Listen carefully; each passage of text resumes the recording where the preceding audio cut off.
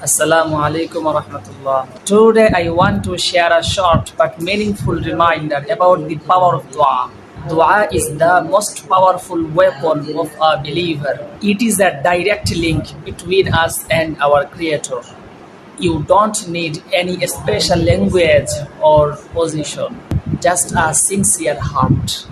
When you make dua, you are speaking directly to Allah.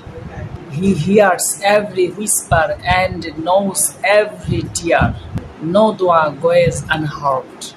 Sometimes the answer is yes, sometimes it's delayed, and sometimes Allah gives us something better. But He always responds. So never stop making dua. Keep your trust in Allah.